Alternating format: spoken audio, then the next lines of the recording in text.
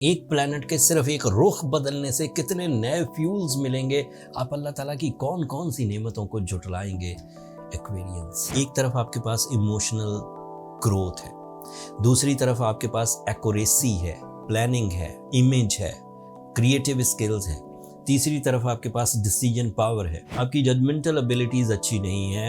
आप चीज़ों को इब्तदाई तकालीफ से घबरा कर मिशंस को तर्क कर देते हैं, छोड़ देते हैं। इब्तदाई मुश्किलात की वजह से पेन नहीं सह पाते, लोगों के रवैये नहीं सह पाते।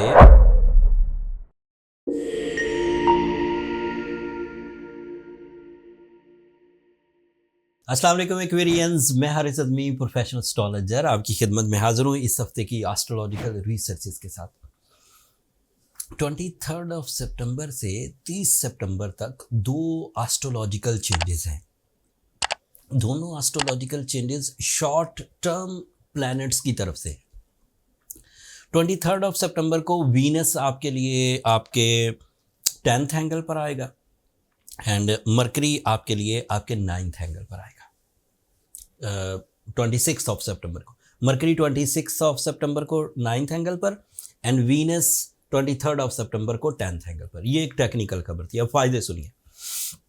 Venus is an important planet for your comfort of life, emotional peace, love life, relationships, family unity, खुश लिबासी, फेस फीचर्स का पॉजिटिव होना, pleasures in the mind, interest with the missions, wise decisions, presentations, self abilities का polish होकर आगे बढ़ना। तो Venus इतना important है आपके लिए। Venus is positive for your higher education also.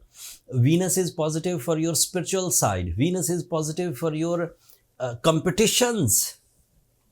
एक प्लैनेट के सिर्फ एक रुख बदलने से कितने नए फ्यूल्स मिलेंगे। आप अल्लाह ताला की कौन कौन सी नेमतों को जुटलाएंगे। एक्वेरियंस। और जब दूसरा इवेंट आएगा मरकरी की शक्ल में 26 सितंबर को, so Mercury is representative of your communication, your deal making, your banking side, your financial management, your investments, your type of public image, your presentations, your concentrations, exams and फिर preparations, experiences, learning abilities, ये सब high होंगे। इतने फायदे इससे। फिर इसी 9th angle पर सूरज भी मौजूद है पिछले 22 तारीख से, एक दिन पहले से।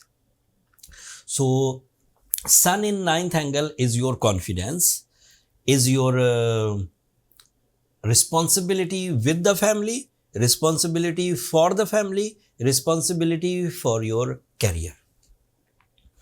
सो अब इसको तरतीब बयान करता हूँ, सबको 1 by 1 बयान तो कर दिया। एक तरफ आपके पास इमोशनल ग्रोथ है, दूसरी तरफ आपके पास एक्यूरेसी है, प्लानिंग है, इमेज है, क्रिएटिव स्किल्स हैं, तीसरी तरफ आपके पास डिसीजन पावर है, चौथी तरफ आपके लिए जुपिटर आपके 5th एंगल पर है। So that means Jupiter is your lucky factor. तो 4 चीज़ें इस वक्त आपके पास प्लस है: इमोशंस, प्लान्स, फैसले and lucky factor.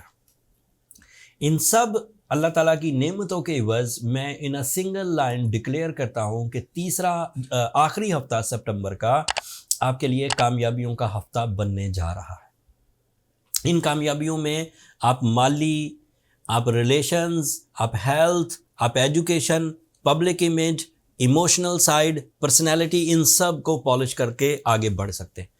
Saturn retrogression आपको तंग नहीं कर पाएगी इन 6 प्लैनेट्स की सपोर्ट के बाद। बट मान लें आप एक सेंसिटिव एक्वेरियन है, वीक एक्वेरियन है, बाय बर्थ आपको सैटर्न रेट्रोग्रेड मिला था, आपकी जजमेंटल एबिलिटीज़ अच्छी नहीं है, आप चीज़ों को इब्तदाई तकालीफ से घबरा कर मिशंस को तर्क कर देते हैं, छोड़ देते हैं।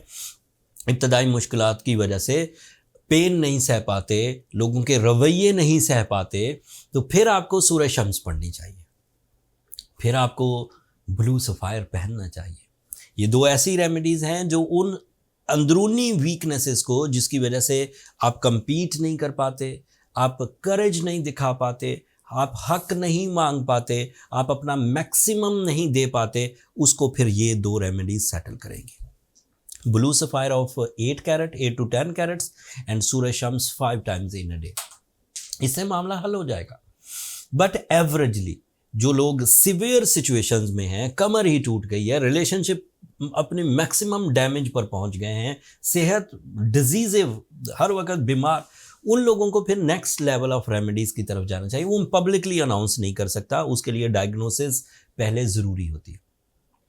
अगर एस्ट्रोलॉजर ने किसी को डायग्नोज करना हो, किसी को जज करना हो, उसकी स्ट्रेंथ को, उसकी अवेलेबल स्किल्स को, तो उसके पास एक ही डायग्नोसिस मेथड है, that is birth chart calculations.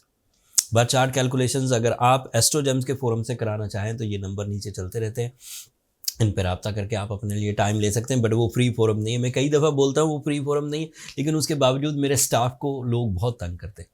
खैर, मैंने कोशिश की, एक्वेरियंस के जो अच्छी खबरें थी, जो इस तरह की भी खबरें थी, इस हफ्ते पेश आने वाली जो इवेंट्स इस वक्त आपके सामने थे, आने वाले हैं अगले 7-8 दिनों में, उसकी तशरीह बयान करूं। बट फिर भी कोई चीज़ मिस कर गया हूं एंड आप सुनना चाहते थे तो मुझे कमेंट्स में नीचे इजहार ज़रूर कर दीजिएगा, मैं पूरी तवज्जो के साथ उनका आंसर कर दूंगा। अगले हफ्ते तक के लिए अब मुझे और मेरी टीम को इजाज़त दीजिए। अपनी दुआओं में हमें ज़रूर याद रखा करें एक्वेरियंस। अगर हमारी ये कोशिशें आपको पसंद आती हैं तो अपनी दुआओं से हमें ज़रूर मुस्तफ़ीद करें। चैनल को भी ज़रूर सब्सक्राइब कर लीजिएगा एक्वेरियंस। आप लोगों की सब्सक्रिप्शन मेरी हौसला अफजाई की वजह बनती है।